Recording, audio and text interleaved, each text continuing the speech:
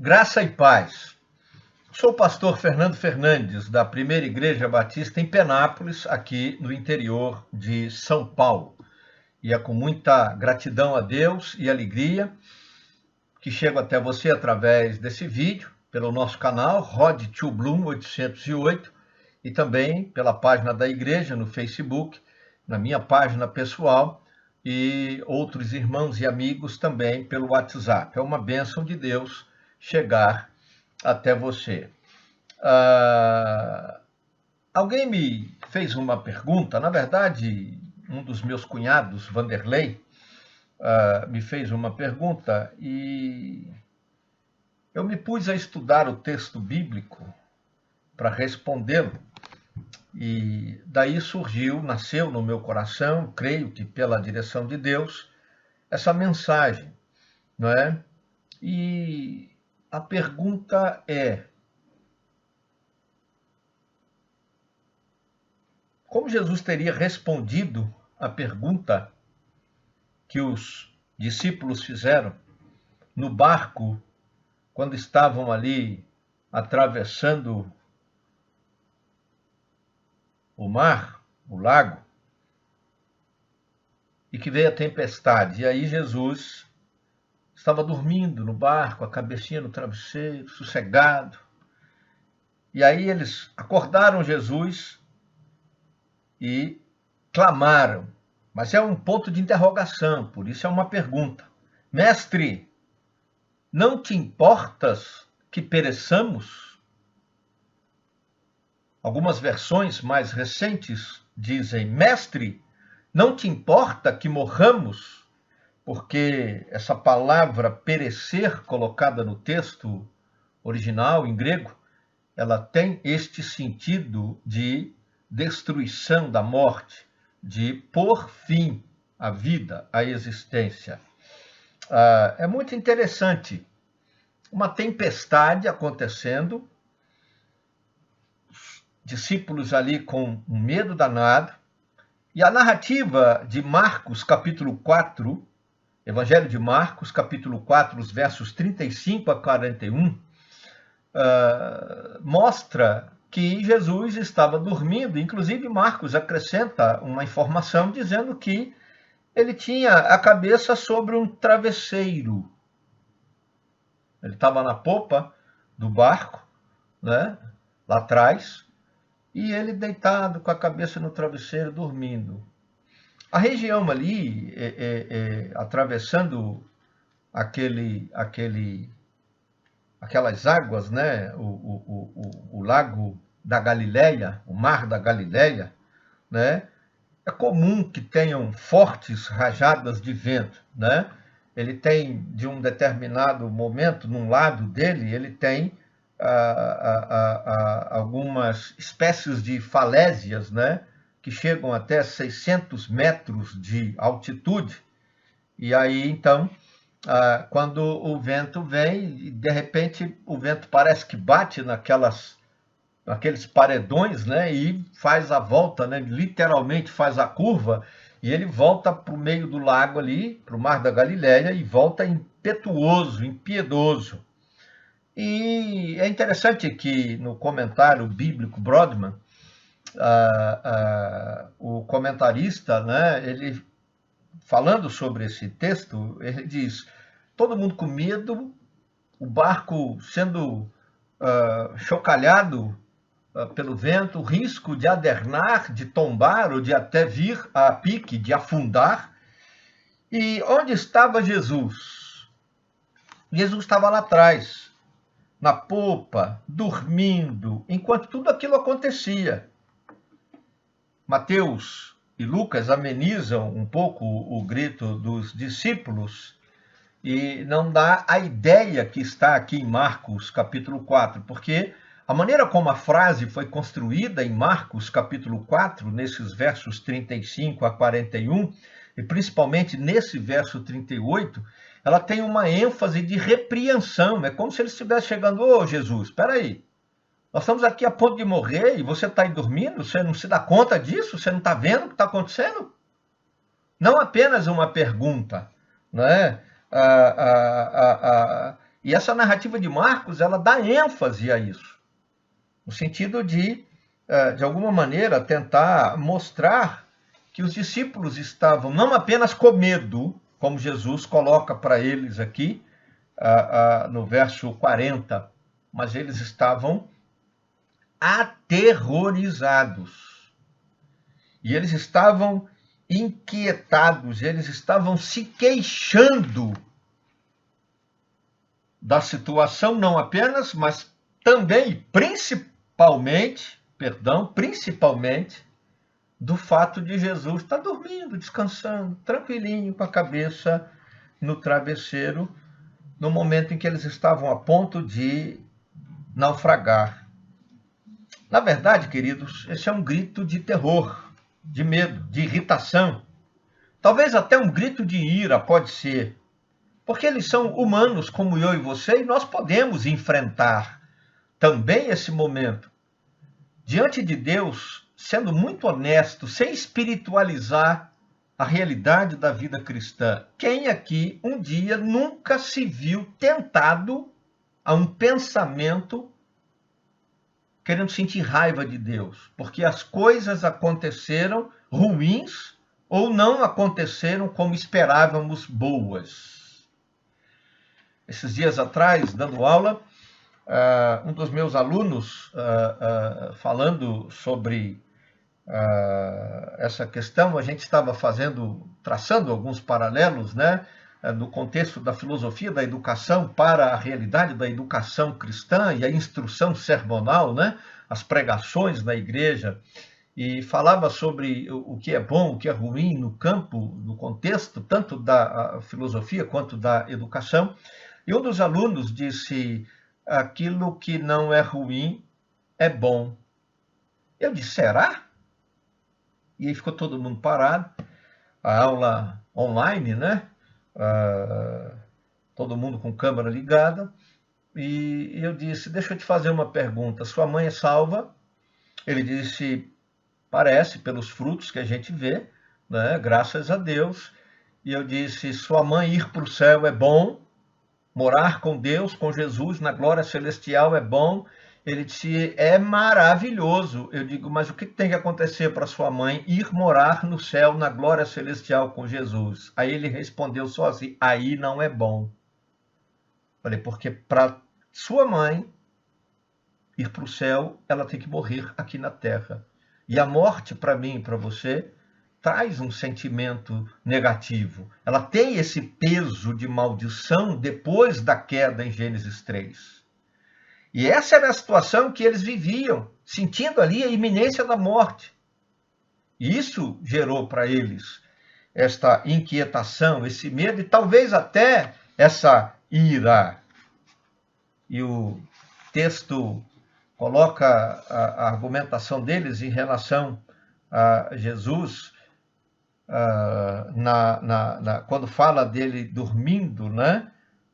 É um particípio na língua grega, e isso significa que era uma ação duradoura, né? Ele estava ali tranquilo. E até o verbo levantando-se, quando fala sobre Jesus, né? Porque ele, no verso 39, ele se levantou para repreender os ventos, diz que ele se levantou devagar, tranquilamente, né?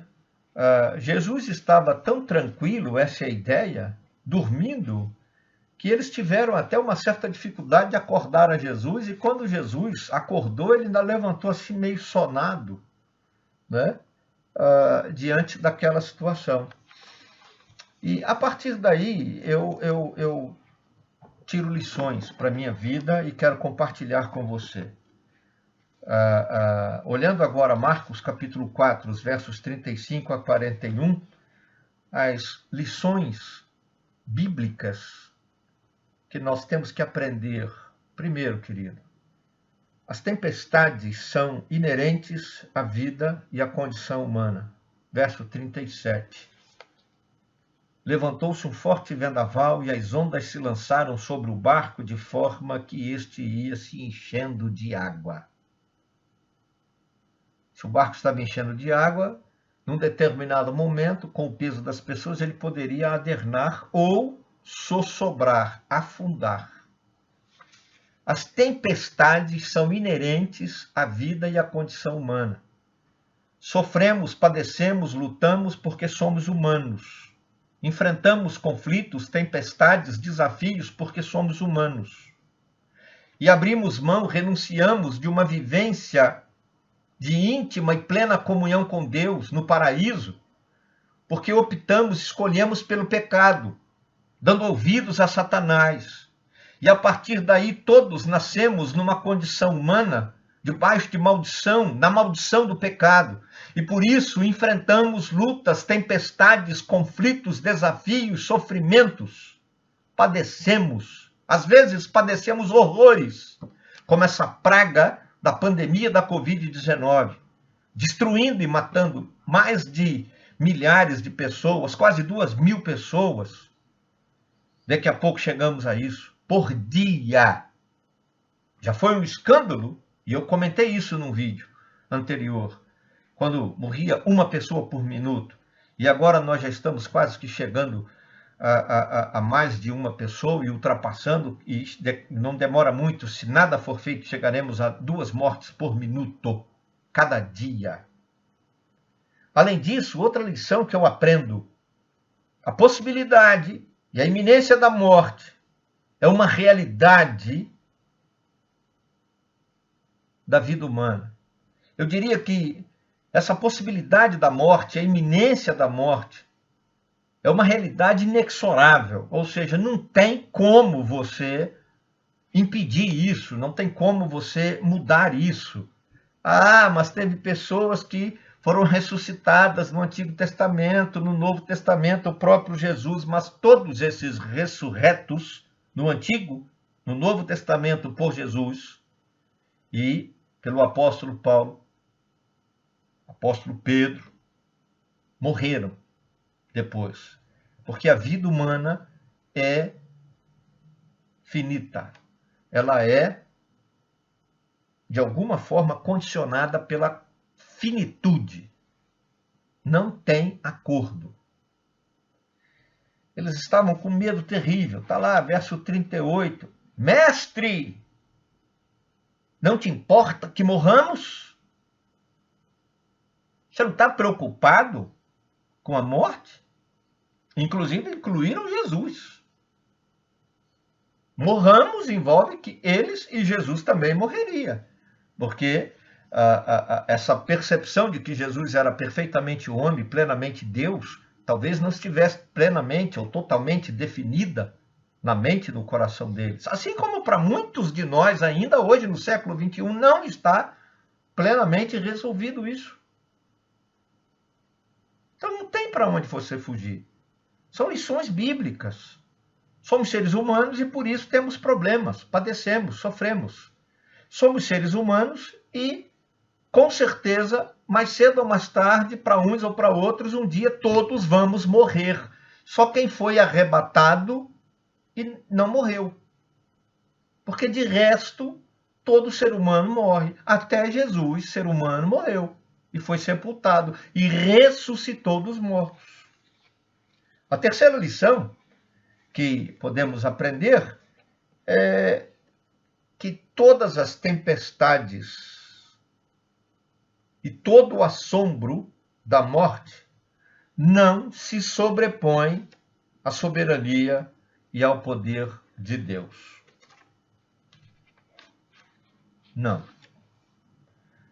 Nenhum sofrimento, nenhuma dor, nenhum conflito, nenhum embate, nenhum conflito, seja existencial, ou seja, espírito existencial, nenhuma dor da alma, e nem mesmo a morte física, a morte do corpo físico, a morte cerebral, ou o infarto fulminante que arrebenta o coração e nos tira da existência humana, nada disso se sobrepõe, ou seja, está acima, é mais poderoso do que Deus, do que o poder de Deus, conforme nos demonstra e conforme agiu Jesus Cristo.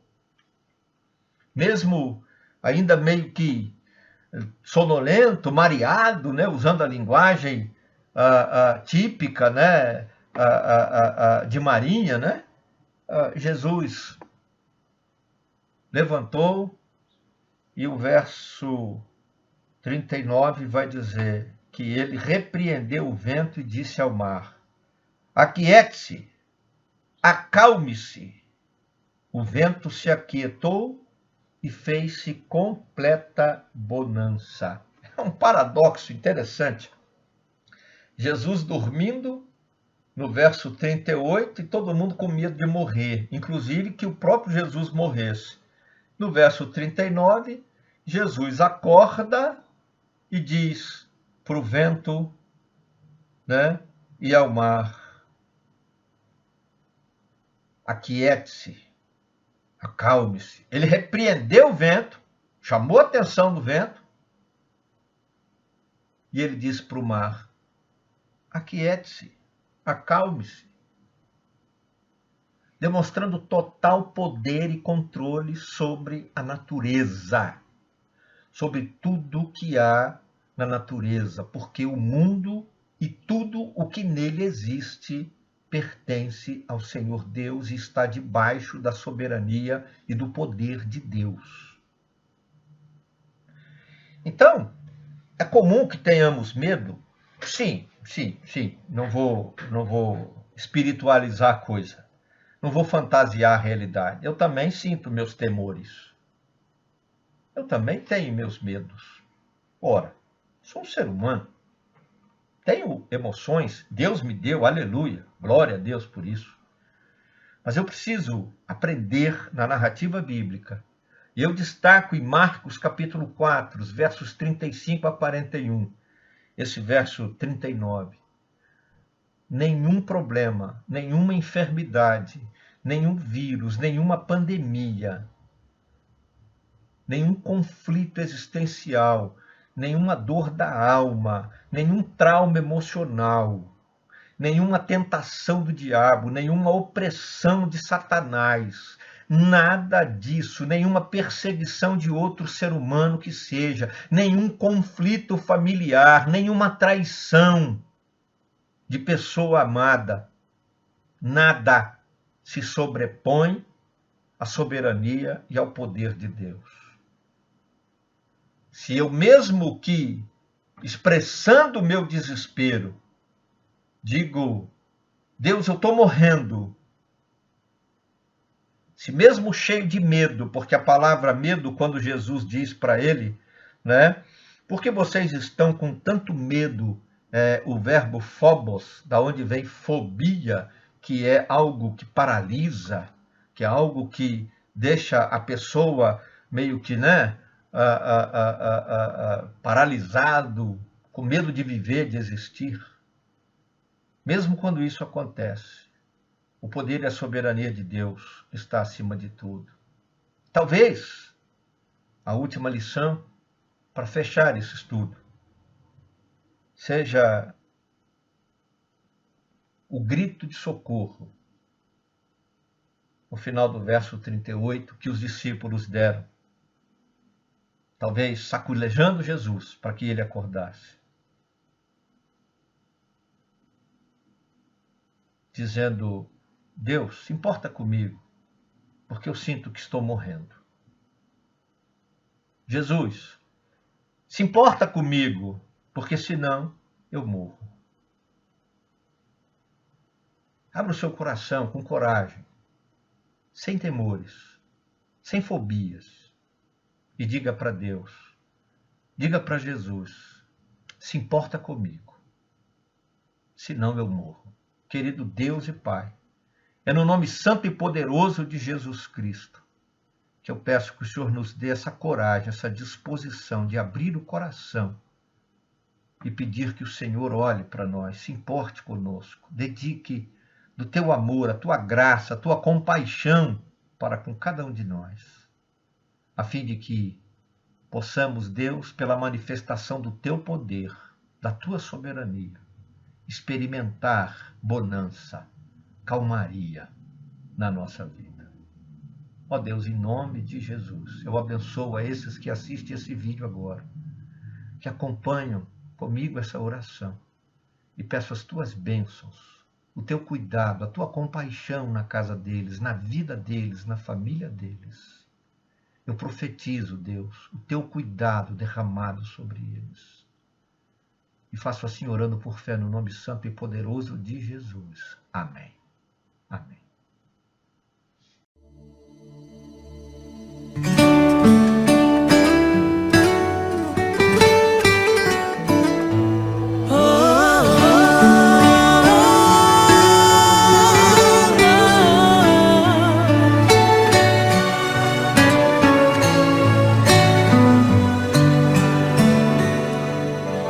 Planos frustrados, dias nublados, me pergunto por que foi que eu sonhei.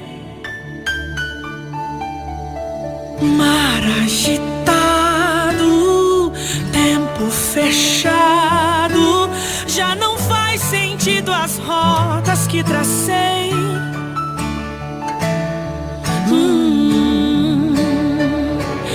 Mas o dono deste mar também é meu dono.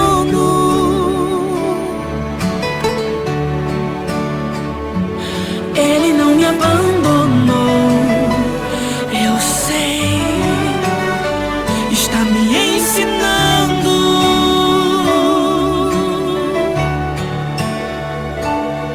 Me ensinando a depender, me ensinando a confiar e até a perceber quando é hora de parar.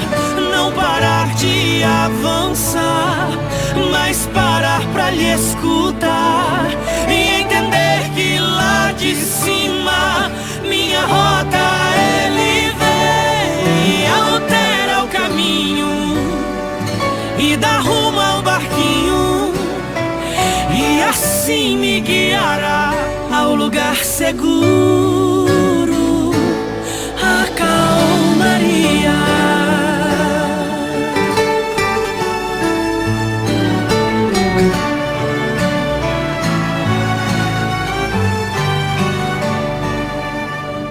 Tenho a promessa de quem não erra, que do outro lado sim eu chegarei.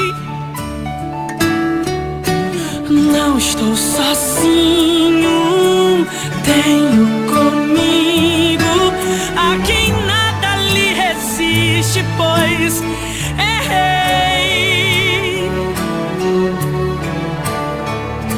Sim, o dono deste mar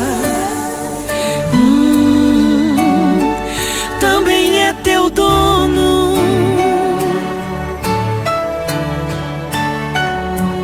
Ele não te abandonou, eu sei, está te ensinando.